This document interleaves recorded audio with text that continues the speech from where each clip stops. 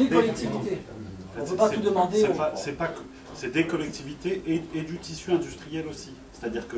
C'est vrai, il faut passer des messages, parce que dans la salle, il y a des... Moi, je pense que c'est une responsabilité des collectivités d'à la fois développer l'industrie, mais de s'apercevoir qu'il y a un tissu de services très important, donc il faut aussi aller mettre des moyens. Et c'est plutôt, au niveau du développement économique, c'est plutôt la région.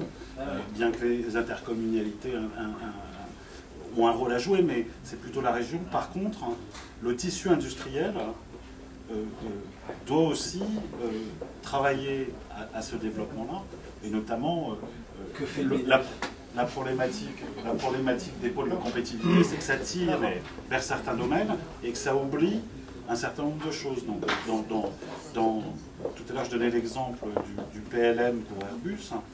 Le Product Lifecycle Management, c'est pour partout, on fabrique tout avec ça. Pourquoi il n'y a pas de société qui fabrique des produits dans ce domaine?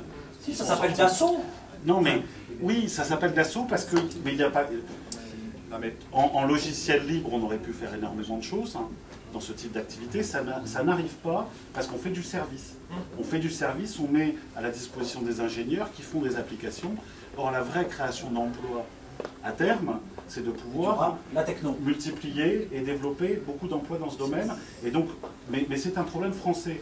On est plutôt mieux à Toulouse que dans d'autres endroits, mis à part les pôles de compétitivité au niveau de la région parisienne, dans notre domaine, mais c'est un mal français, à mon avis, au niveau de l'industrie du logiciel. Il y a des grandes sociétés de services qui font des applications customisées, etc.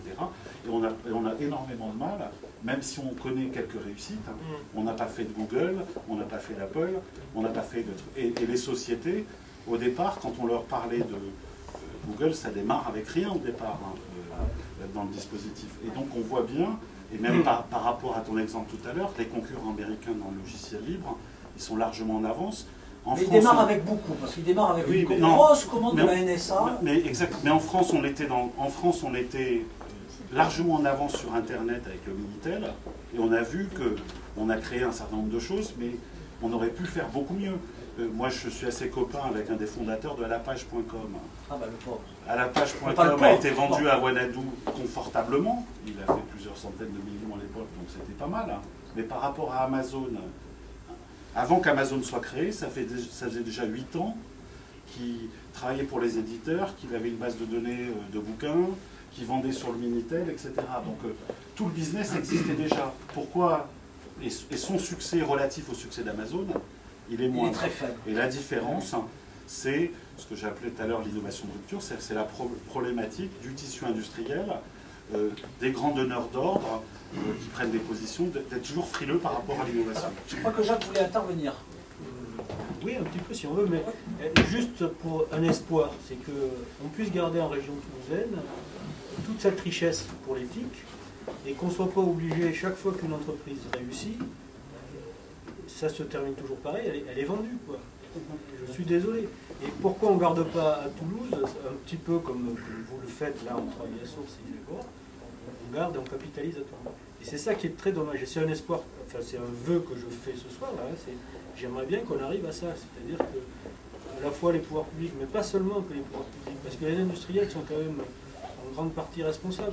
Je veux dire, à un moment donné, on ne pense aussi peut-être qu'à faire du fric, quoi, pour parler simplement.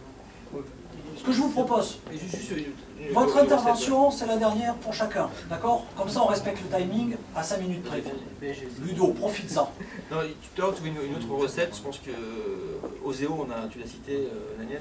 Je pense que c'est un dispositif qui est très performant et qui aide beaucoup les startups à décoller. Je pense que là-dessus, c'est très bien. Ça marche en région? Ça marche très bien. Je pense qu'aujourd'hui, ils soutiennent pas mal de projets. J'ai pas de chiffres, mais c'est un dispositif très utile. Par contre, la subvention, ça a du bon, ça aide. Mais par contre, on manque, à la limite, si on pouvait transformer des subventions, alors le Richelieu le fait, je dirais en un budget qui pourrait être alloué par les directeurs des achats, des grosses structures, pour confronter sa technologie à la réalité. Parce qu'une subvention, moi j'ai vécu ça dans Anywhere, on développe des trucs avec, et ça sert à rien. On a une super bonne idée, on l'a développée, une fois qu'on l'a fini, on veut la vendre, personne n'en a réellement besoin. Inversement, si cette subvention a été transformée avec un abondement peut-être d'un industriel, et confronté à un vrai sujet technique pour répondre à un vrai problème réel du terrain, ça serait peut-être préférable. Donc, est-ce qu'il n'y a pas un moyen aussi à Oseo de faire des partenariats avec des Airbus, des Continental ou autres industriels locaux, et faire en sorte ensemble de prendre le risque, c'est-à-dire on prend une start-up, un projet intéressant, et on assume une partie de risque, et il peut y avoir une couverture d'OSEO plutôt qu'une subvention. Ça pourrait être quelque chose qui pourrait être vachement utile et vertueux, parce qu'une technologie qu'on développe pour soi, on peut y passer beaucoup d'argent et une fine à la sortie, elle ne sert à rien. On fait de la bonne techno, mais on n'a pas forcément de débouché. Le débouché, ça vient des clients. Voilà, c'est une recette.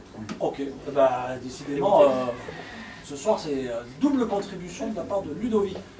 Pierre, tu voulais réagir sur ce que disait Jacques, sur le fait de garder l'emploi au niveau local, la techno au niveau local, et peut-être sur ce modèle service techno? Je trouvais que sa réflexion était très pertinente. Et pour conclure, puisqu'on est en phase de conclusion, moi j'ai pas de recette miracle, et je trouve que l'action qu'on fait ensemble, c'est un très bon point justement pour garder les emplois à Toulouse, parce qu'on souffre, je trouve, du même mal, et là je rends hommage aussi à mon ami, président du foot de Ramonville aujourd'hui. Quand on retrouve dans le football, c'est-à-dire qu'on a de très bons centres de formation, mais dès qu'on a des bons joueurs, ils partent à l'étranger. Et je trouve qu'on a le même problème en fait au niveau des sociétés innovantes, etc. Donc comment faire en sorte de plus de moyens, plus d'accompagnement pour qu'on puisse rester ici. Le bouddhisme. Par exemple. Non, mais je pense que là, sans langue de bois, je pense que mettez-vous à la place d'un entrepreneur. Je pense que quand on a travaillé, on a développé de la valeur, on va quand même l'avant, on va l'avant au plus 10 ans. Après, je pense que c'est vertueux. C'est logique, mais pourquoi il y en a pas plus de 10 ans en France? Oui, je pense qu'on l'a plus ou moins dit quand même. On crée une boîte, on crée de la valeur, et après on recrée sur Toulouse. Je pense que c'est un peu vieux ça. Allez, Daniel. Non, comme message positif, puisqu'on a été les premiers à nous installer sur cette zone parc du canal. Donc je parle sous de... En 1930, hein, c'est ça? Non, mais pensez quand même qu'il y a donc 25 ans, il n'y avait pas une entreprise dans le sud-est de Toulouse. Puisque nous on a créé notre entreprise en 84, on s'est installé ici en 89. Et donc la Belge a été créée en 83. Et c'était une boîte technologique à l'époque, Daniel. Oui, non, mais ce que je veux dire, c'est que toutes les boîtes sont technologiques. Toutes ces boîtes qui sont à la Belge, Ramonville, donc ce qu'on appelle aussi Coval pour faire vite, ce sont des boîtes qui sont des boîtes innovantes. Donc c'est quand même un message positif, c'est des milliers d'emplois à Toulouse, mais c'est vrai qu'ils sont diffus. Ils sont diffus et donc il n'y a pas une visibilité, si tu veux, assez bonne. Donc peut-être qu'il faudra tous ensemble qu'on travaille à améliorer notre image à ce niveau-là, mais alors, surtout...